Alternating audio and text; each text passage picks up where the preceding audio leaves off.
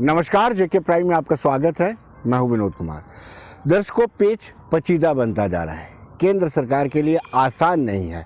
अग्निपथ केंद्र सरकार के लिए अग्नि परीक्षा की तरह बन गई है और दूसरी ओर विपक्ष इसका पूरा लुत्फ उठाना चाहता है। किसान आंदोलन की तरह ये पब्लिक के बीच में परोसना चाहता है और सरकार को मजबूर करना चाहता है। अब देखना यह है कि कौन इसमें कामयाब हो सकता है।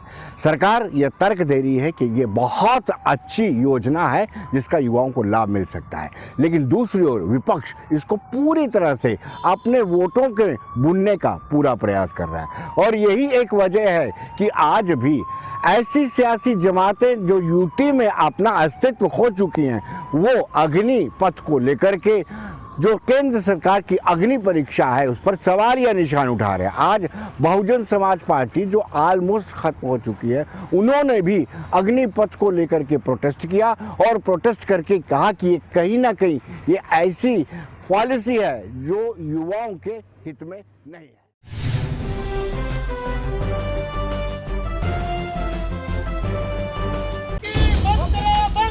बंद करो देश के युवाओं के साथ शुरुआत करो। बंद करो देश के साथ शुरुआत करना बंद करो। देश के युवाओं के साथ शुरुआत करना बंद करो। वापस लो भारत को तोड़ना छोड़ दो।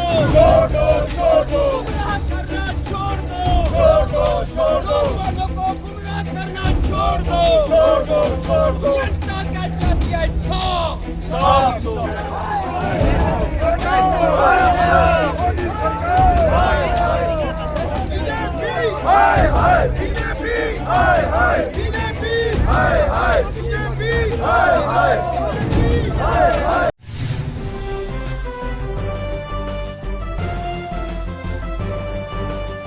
दर्शकों, पीपल्स डेमोक्रेटिक पार्टी का भी यही हाल है और पीपल्स डेमोक्रेटिक पार्टी ने भी आज प्रदर्शन किया। हम सब जानते हैं कि पीपल्स डेमोक्रेटिक पार्टी 5 अगस्त 2019 के बाद क्या हश्र हुआ है और उसके बाद से उनके कितने लोग दूसरी सियासी जमातें बना करके और दूसरी सियासी जमातों में जा करके बैठ गए। लेकिन आज अग्निपथ के खिलाफ पीपल्स डेमोक्रेटिक पार्टी को भी एक मौका मिल गया और उन्होंने बड़ी तादाद में सड़कों पर आकर के केंद्र सरकार की इस पॉलिसी का विरोध किया।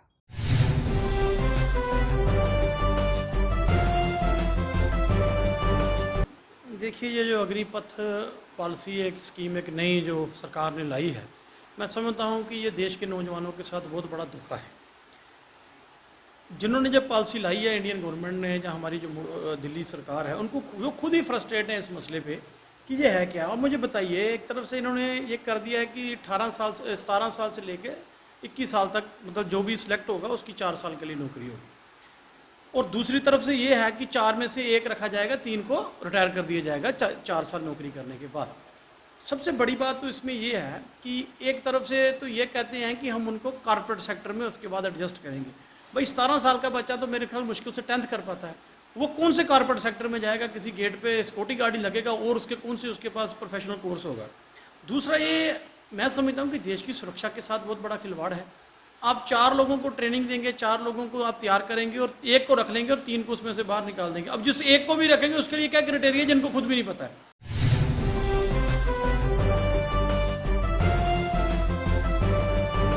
दर्शकों, स्वाभाविक सी बात है, भारतीय जनता पार्टी के नेताओं को इस पॉलिसी को डिफेंड करना है। जैसे फॉर्मर पॉलिसी को लेकर के, किसान आंदोलन को लेकर के जिस तरीके से पॉलिसी इख्तियार की गई थी, पार्टी ने जो लाइन टोकी थी, आज वैसे ही बीजेपी के नेताओं को भी अग्निपथ के लिए वैसे ही पॉलिसी इख्तियार करनी पड़ रही है। भारतीय जनता पार्टी के नेताओं की माने, खासतौर पर विक्रम रंधावा की माने, तो उनका ये मानना है कि ऐसी पॉलिसी इतनी सोच समझ करके ये बनाई गई है, ये युवाओं के हित में है, देश के हित में है। और जो सियासी जमातें हैं, जो विपक्ष के लोग हैं, जिनके पास अभी कोई मूल मुद्दा ही नहीं बचा है, वो इस पॉलिसी की मुखालफत कर रहे हैं। अलबत्ता यूथ जो आर्मी में जाना चाहता है उसको इससे कोई लेना देना नहीं। जो लोग सियासत करना चाहते हैं वही प्रदर्शन कर रहे हैं।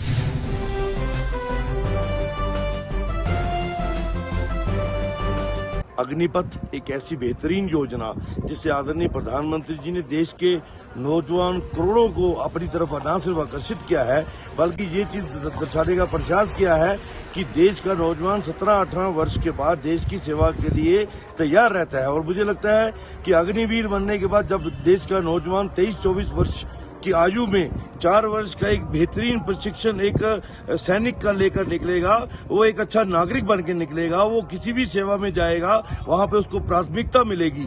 यकीनन आदरणीय प्रधानमंत्री जी के प्रति देश के करोड़ों नौजवान न सिर्फ कृतज्ञ हैं बल्कि आभार भी व्यक्त करते हैं कि आपने केवल मात्र 17-18 वर्ष में ही हमारे भविष्य के लिए सोचने का प्रयास किया। और यकीनन ये भारत के अंदर पहली बार ऐसी बेहतरीन योजना आदरणीय प्रधानमंत्री जी के माध्यम से लाई गई है, जबकि दुनिया के अंदर 30 से ज्यादा ऐसे मुल्क हैं जहां ये योजना लागू है। और जहां तक कि इजराइल जैसा मुल्क जिसका कि जन्म भारत से एक साल पहले हुआ था, वहां पहले वर्ष 1948 से ही ऐसी योजना है कि हर 17-18 वर्ष के नौजवान को कम से कम भी 5 वर्ष की सैनिक का प्रशिक्षण लेना होता है। और मुझे लगता है कि आदरणीय प्रधानमंत्री जी ने अग्निपथ के माध्यम से जो एक नौजवानों को अपनी तरफ आकर्षित किया है कि देश की सरकार हम करोड़ों नौजवानों के लिए कितना समर्पित है। और 17-18 वर्ष का नौजवान जब 4 वर्ष का प्रशिक्षण लेकर एक सैनिक बन के निकलेगा।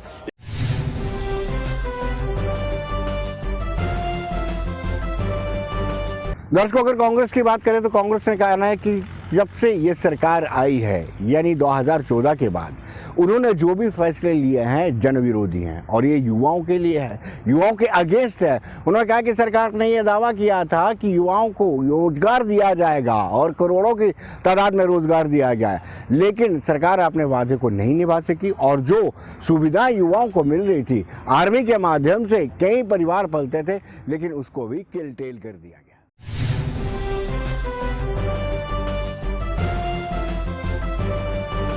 देखिए, ये जो योजना लाई है भारत सरकार ने, बीजेपी सरकार ने, अग्निपथ योजना, ये बेसिकली हिंदुस्तान के नौजवानों को अग्नि में झोंकने वाली योजना है। ये हिंदुस्तान के युवाओं के भविष्य के साथ खिलवाड़ करने वाली योजना है। ये योजना पूरे हिंदुस्तान के युवा जो सेना में जाते थे, जिनके मन में देश के प्रति मोहब्बत होती थी, देश के प्रति एक सम्मान होता था, उनकी भावना के साथ खिलवाड़ करने वाली योजना है, जिसका कांग्रेस पार्टी पूरी तरह हम इसको कंडम करते हैं। और हम सरकार से मांग करते हैं, भारतीय जनता पार्टी की सरकार से मांग करते हैं कि आप इस योजना को वापस लें।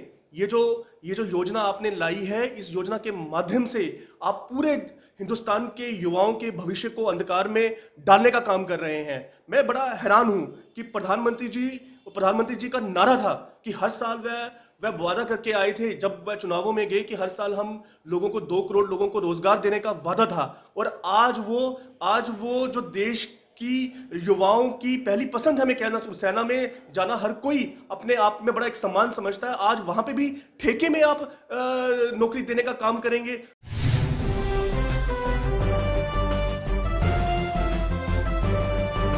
दर्शकों, आम आदमी पार्टी की बात करें, वो भी विरोध कर रहे हैं। आम आदमी पार्टी की नीतियों से हम सब अवगत हैं। आम आदमी पार्टी का ये मसौदा रहा है कि किस तरीके मुफ्त की सियासत की जाए, बिजली यूनिट मुफ्त दिए जाए, लेकिन आज उनको भी ये अखर रहा है कि आखिरकार ये पॉलिसी क्यों बनाई गई है। और युवाओं की नब्ज तोड़ना चाहते हैं और युवाओं को अपने साथ जोड़ना चाहते हैं, और उनका भी यही कहना है। उन्होंने भी इस पॉलिसी को सिरे से खारिज कर दिया।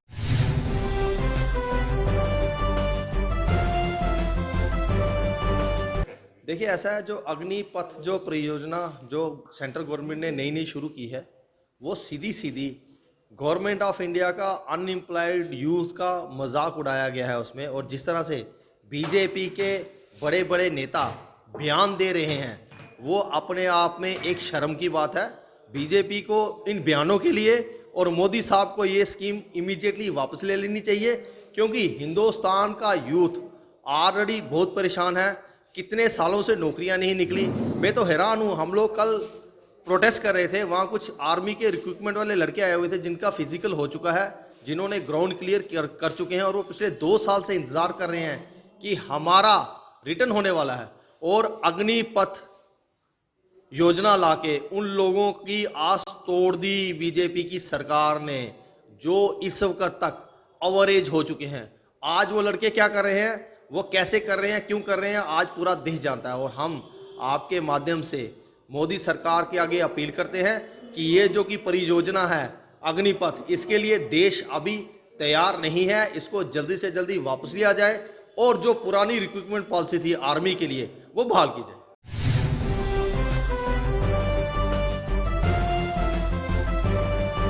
दर्शकों, अपनी पार्टी ने भी इसका जमकर विरोध किया है। अपनी पार्टी का भी कहना है कि ये पॉलिसी काबिले कबूल नहीं है और इसको कभी भी कबूल यानी कभी भी इसको ऑन नहीं किया जाएगा।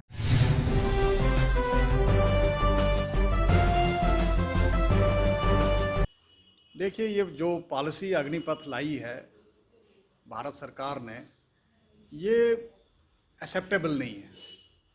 इसकी एक्सेप्टेबिलिटी ना होने की वजह जो है वो साफ तौर पर ये है कि हमारे जितने बच्चे जो बॉर्डर एरिया से बिलोंग करते हैं या जो खास करके विलेजेस से बिलोंग करते हैं, जिनका एक ही सपना होता था कि वो आर्मी में भर्ती हो जाएंगे और देश की सेवा करेंगे, इस वक्त ये अग्निपथ स्कीम ला के गवर्नमेंट ऑफ इंडिया ने जो पॉलिसी बनाई है, इसमें इनको कोई 4 साल से ज़्यादा मौका नहीं मिलेगा देश की सर्विस करने के लिए।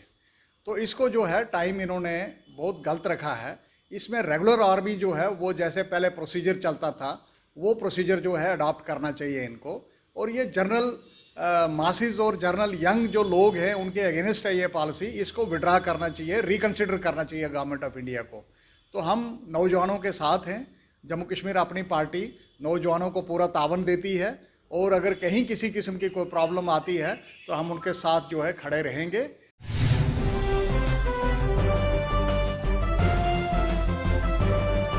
दर्शकों, जख्म हल्के नहीं हुए हैं उन लोगों के जिन्होंने आंसर शीट के साथ टैली किया था और जिनको लगता था कि उनके मार्क्स 90 अबव हैं और जिनके मार्क्स 70-80 के बीच में आए और उन्होंने ग्राउंड की तैयारी भी की थी। उनको पेरेंट्स उठाते थे कि उठ कर के आप जाओ ग्राउंड में तैयारी करो क्योंकि आपके मार्क्स तो आप पास हो जाओगे। लेकिन जब रिजल्ट आया तो निराशा हाथ में लगी, विरोध हुआ। विरोध के बाद हम सब जानते हैं कि जल्द से जल्द सरकार ने उपराज्यपाल मनोज कुमार सिन्हा के कहने पर R.K. गोयल की अगुवाई में जो एडिशनल चीफ सेक्रेटरी है होम के, उनकी अगुवाई में कमेटी तो कॉन्स्टिट्यूट की, लेकिन युवाओं को भरोसा नहीं है। युवाओं को कहना है कि जो सरकार की कमेटी है सरकार की धांधलियों का कैसे खुलासा कर सकती है। उन्होंने कहा कि आनन फानन में बनाई गई कमेटी धोखा देगी। इस धोखे से बचने के लिए लाजमी है कि सरकार जल्द से जल्द ये मामला CBI को सौंपे।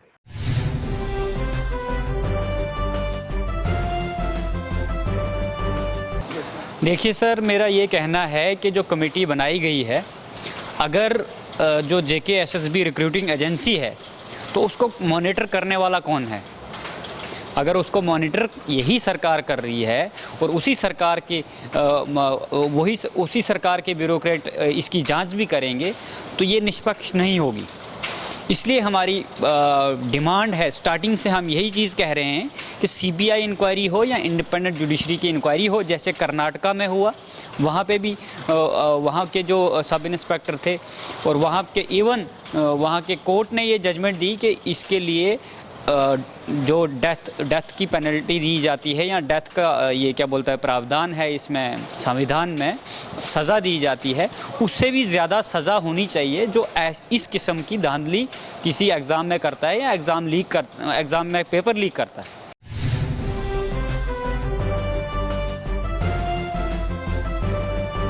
दर्शकों, ये मामला बहुत ही गंभीर है। हम सब जानते हैं बहुत मशक्क़त की है, बच्चों ने सालों दिए हैं सब इंस्पेक्टर की परीक्षाओं को पास करने के लिए, लेकिन उसके बाद जब ऐसा आता है कि एक ही घर से 2 और 3 बच्चे सिलेक्ट होते हैं तो स्वाभाविक सी बात है पेपर लीक होने की संभावना या आशंकाओं को नकारा नहीं जा सकता, इस पॉसिबिलिटी को रूल्ड आउट नहीं किया जा सकता। इक्का दुक्का मामले हो तो चल जाता है कि घर में 2 के 2 बच्चे सुपर इंटेलिजेंट हैं, दोनों के दोनों टॉप करते हैं, एक के 150 में से 49 और 47 आ जाते हैं, लेकिन ऐसा संभव नहीं है कि ऐसे करीब 50 से ज़्यादा परिवार हो जिनके 2 बच्चे पास हो गए। कहीं ना कहीं प्रश्न चिन्ह उठने के बाद प्रदर्शन भी हुआ। प्रदर्शन के बाद सरकार ने कमेटी भी कॉन्स्टिट्यूट की। कमेटी ने डेडलाइन भी दी कि 15 दिन के अंदर इसका फैसला कर दिया जाएगा, आउटकम्स निकाल दिए जाएंगे। लेकिन अब युवा नाखुश हैं और वो बार बार ये डिमांड कर रहे हैं कि जांच सीबीआई से ज़रूरी है।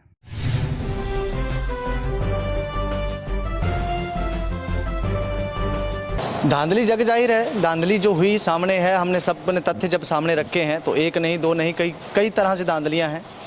हमने जब जांच की मांग करी थी तो एक कमेटी बना दी थी जो कि जिसने डिपार्टमेंट के लेवल पे कुछ इंक्वायरी के लिए बात करी थी। उन्होंने कहा था 15 दिन के अंदर, गवर्नर साहब ने एलजी साहब ने कहा था 15 दिन के अंदर जांच की रिपोर्ट दी जाए, लेकिन ना जाने क्यों कमेटी ने अभी तक रिपोर्ट नहीं दी है। वो 15वें दिन का इंतज़ार कर रहे हैं या फिर किसी तरह से अंदर खाने कोई ऐसी साजिश चल रही है कि जो बड़े बड़े लोग इसमें शामिल थे उनको किसी तरह से इस मामले को दबाने का मौका दिया जाए।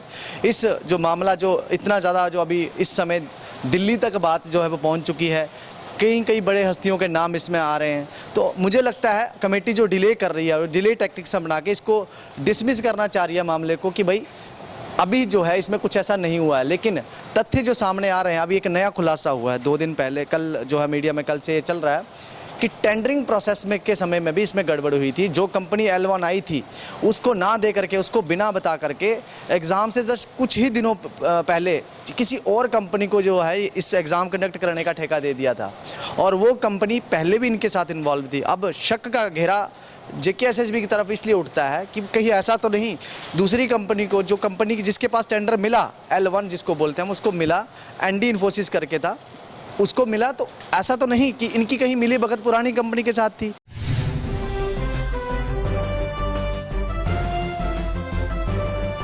दर्शकों, बात करेंगे डेली वेजर्स की। डेली वेजर फिर एक मरतबा 48 घंटे की हड़ताल पर जा रहे हैं, लेकिन जब हमने मेयर से बातचीत की, क्योंकि अब जम्मू शहर का पानी की सप्लाई जो है जम्मू नगर निगम के अधीन आ गई है।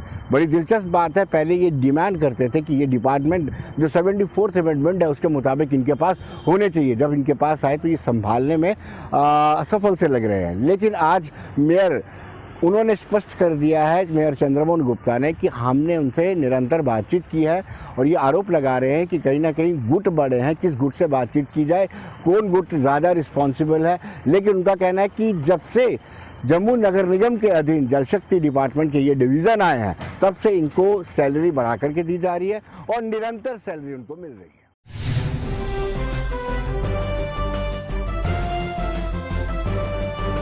देखिए, डेली वेजर हमारे भाई हैं, डेली वेजर हमारे साथ हैं, हमारे साथी हैं और हम उनके लिए जितना हो सकता है हम लोग कर रहे हैं।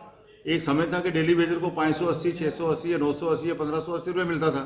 आज डेली वेजर को उस वक्त की सरकारों ने लगाया, तो नहीं लगाना चाहिए ऐसे, ना ही डेली वेजरों को 580 पे 680, तब भी इनको सोचना चाहिए कि इससे हमारा गुजारा कैसे होगा परिवार का।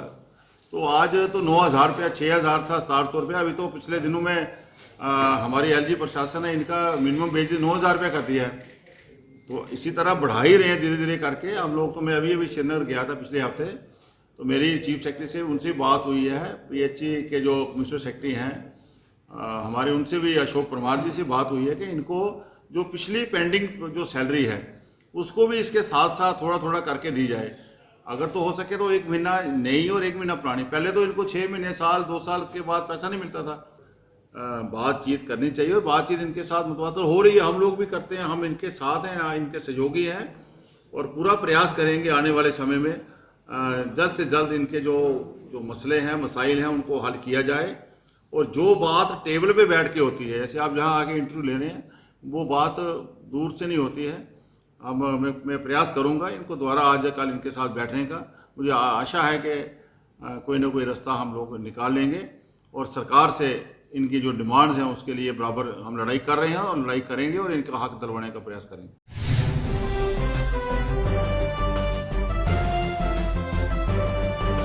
राजकुमार तरखान जो प्रभारी हैं जल शक्ति के, जो डिवीज़न जम्मू नगर निगम के दायरे में आती है, उनका भी ये मानना है कि हर संभव कोशिश की जाएगी, उनको मनाया जाएगा और मनाने के बाद प्रयास किया जाएगा कि वो अपनी जो हड़ताल है उसको वापस ले। लेकिन कहीं ना कहीं उनको लगता है कि नाराज़गी लगातार बढ़ती जा रही है, क्योंकि पिछली सरकारों ने जो वादे किए थे उन वादों को निभा नहीं पाया गया।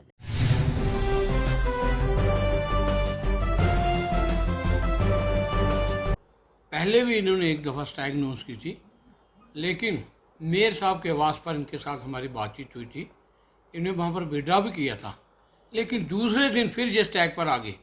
हमें पता नहीं चलता है कि किस यूनियन के साथ हम इनके साथ बैठ के बात करें। आज कोई यूनियन बात करती है, कल कोई यूनियन बात करती है, एक बात पे ये बैठते नहीं। पहले इनके साथ हमारी कमिटमेंट हुई थी, हम आपके साथ चलेंगे, सेक्टर में बैठकर, कमीशन सेक्रेटरी के साथ बैठकर, एलजी का चीफ सेक्रेटरी के साथ बैठकर, जैसे भी होगा आपका मसला निपटाया जाएगा। लेकिन दूसरे दिन फिर ये स्ट्राइक पर बैठ गए। लेकिन ये मजबूर हैं बेचारे, गरीब हैं, इनकी भी मजबूरी है। हम भी चाहते हैं कि इनको हल हो, लेकिन हम मेरे साथ अभी मेरे साहब की बातचीत हुई है, हम आज फिर इनके साथ बातचीत करने जा रहे हैं। लेकिन ये अपनी बात पर पूरा नहीं उतरते। पहले मैंने आपको बताया कि हमारे साथ बात भी हुई थी, फिर दूसरे दिन इन्होंने स्ट्राइक अनाउंस कर दी बिला वजह। हम चाहते हैं कि सरकार इस पर तवज्जो दे और इनका हल निकाले। हम भी चाहते हैं, ये हमारे ही बच्चे हैं, कोई और के बच्चे नहीं हैं, ये हम अपने ही लोग हैं। हम चाहते हैं कि इनको भी रेगुलाइज किया जाए।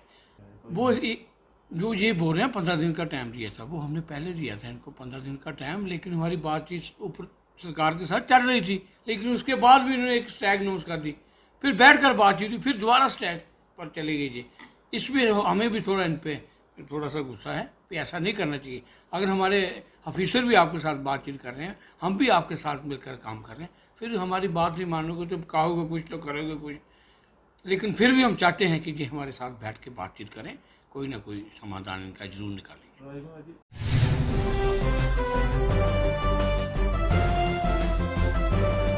संघर्ष को अगर डेली वेजर्स की माने तो डेली वेजर्स लंबे समय से संघर्ष करते आ रहे हैं। कुछ डेली वेजर्स, बड़ा इत्तेफाक है, आपने पहले भी सुना होगा, कुछ डेली वेजर्स बिना नियमित हुए ही रिटायर्ड भी हो गए हैं। ना उनको पेंशन मिलेगी, ना उनको जो पेंशन के बाद या रिटायर होने के बाद ग्रेच्युटी या बाकी सुविधाएं मिल, वो भी नहीं मिली हैं, और निरंतर उनको रेगुलर सैलरी भी नहीं मिल रही है। और उन्होंने ऐसी कौन सी सरकार है जिससे बातचीत नहीं की।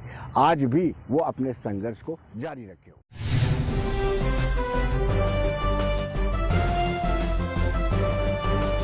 देखिए, वो तो वक्त ही बताएगा, क्योंकि पहले जो हमारी 24 घंटे की एक टोकन हड़ताल थी, उसमें ये इन्होंने शाम को हमें बुलाया कंप्रोमाइज़ के लिए कि आप आओ हमारे साथ। मेरे साहब ने बुलाया, पहले कमिश्नर साहब से मुलाकात हुई, तो लिहाजा कि वो हमें बुलाने का एक ही था कि उसको स्ट्राइक को वापस लेना। वैसे भी हमने जम्मू की जनता को तंग नहीं करें, इसलिए हमने 24 घंटे की एक हड़ताल का एक इनको वो दिया था, अल्टीमेटम दिया था कि एक हमने वो इनको ये कि हमारा जो काम है, अगर ये 24 घंटे में अगर कोई फैसला लेते हैं, लेकिन इन्होंने हमें बुलाया, बुलाने के बावजूद इन्होंने हमारे साथ जो वायदे किए, आज 15-20 दिन हो गए, लेकिन उनकी तरफ से अभी ना तो हमें कोई कॉल आई ना कुछ। और हमने इनको पहले ही बता दिया था कि ये 22 तारीख को हमारी हड़ताल दोबारा जारी होने वाली है।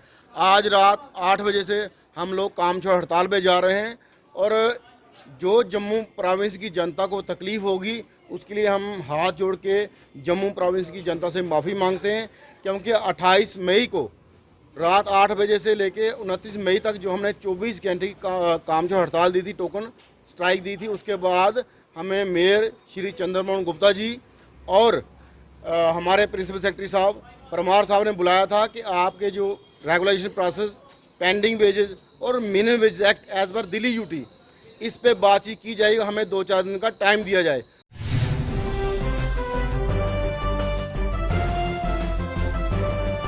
दर्शकों, समाज किस दिशा में जा रहा है, किस दशा में जा रहा है, चिंता का विषय बनता जा रहा है। और जो प्रतिस्पर्धा की दौर में हम जी रहे हैं, जो प्रतिस्पर्धा की कंपटीशन के दौर में हम जी रहे हैं, कहीं ना कहीं हम पर स्ट्रेस लगातार बढ़ता जा रहा है। और रिपोर्ट ये बताती है कि सिचुएशन सामान्य नहीं है, असामान्य है। लगातार मामले बढ़ते जा रहे हैं, खुदकुशी के मामले बढ़ते जा रहे हैं, या फिर ये कहे तनाव के मामले बढ़ते जा रहे हैं। ये चिंता का विषय है और समाज को और सरकार को इसको गंभीरता से लेना होगा। और शायद यही कारण है कि हमने डॉक्टर थापा से जब बातचीत की तो उन्होंने कहा कि परिवार को इसको गंभीरता से लेना चाहिए और सरकार को भी इसका संज्ञान लेना चाहिए कि आखिरकार सुसाइडल केस इतने क्यों हो रहे हैं।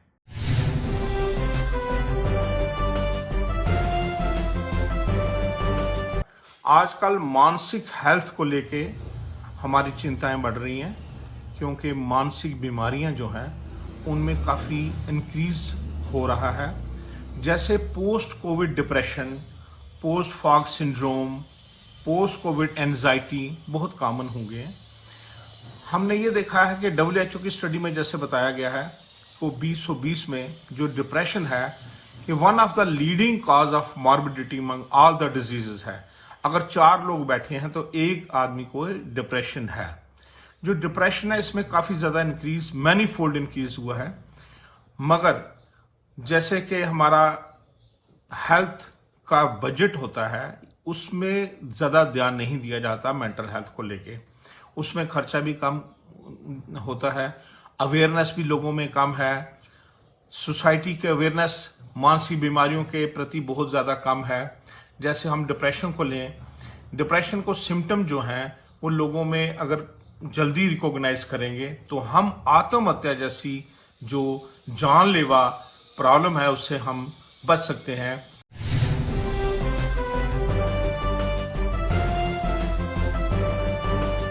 HOD मनु अरोड़ा का भी मानना है कि कहीं ना कहीं सरकार को भी इस पर संज्ञान लेना चाहिए और साथ साथ में पारिवारिक सदस्यों को भी पूरी जानकारी होनी चाहिए। और ऐसे कुछ सिम्टम्स अगर आपको नज़र आते हैं तो तुरंत डॉक्टर से परामर्श करना चाहिए और जो त्रुटियां आपको नज़र आती हैं उसको लेकर के डॉक्टर से सीधी बात करनी चाहिए। इसमें शर्माने वाली कोई बात नहीं है, कोई पर्दादारी नहीं होनी।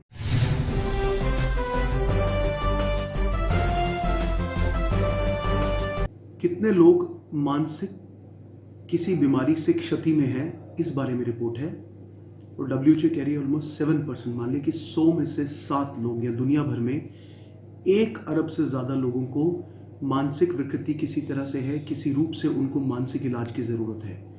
देखिए जो रिपोर्ट है ये बहुत नई रिपोर्ट नहीं है। बहुत साल पहले मैंने भी कुछ इंटरव्यूज़ में इस माध्यम से लोगों को समझाने की कोशिश की थी कि जो मानसिक बीमारियां हैं बहुत हद तक ये बहुत प्रेवलेंट है, बहुत ज़्यादा कॉमन है। सिर्फ हम उसको मानने से इनकार करते हैं क्योंकि हमारे आसपास में से बहुत सारे लोग जिनको मानसिक प्रॉब्लम है उनको पहचान नहीं पाते। अगर अंदाज से मैं बताऊं तो लगभग 5% का मतलब होता है हर 20 में से एक इंसान को सिवियर मेंटल प्रॉब्लम। जब मैं बोलता हूं सिवियर मेंटल प्रॉब्लम मतलब कि मेंटल प्रॉब्लम इतनी ज़्यादा है कि उसको किसी ना किसी डॉक्टर, स्पेशलिस्ट, साइकोलॉजिस्ट हॉस्पिटल में दिखाने की ज़रूरत है, इलाज की ज़रूरत है। उनमें से 1% को तो हॉस्पिटल में रहने की भी ज़रूरत है।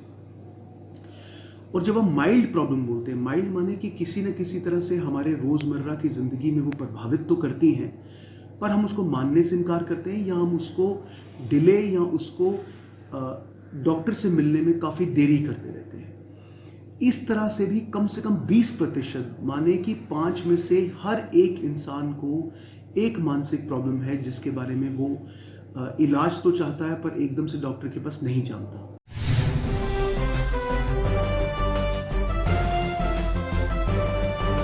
तो दर्शकों, आप बने रहिए देश दुनिया की खबरों के लिए और मुझे दीजिए इजाज़त। नमस्कार।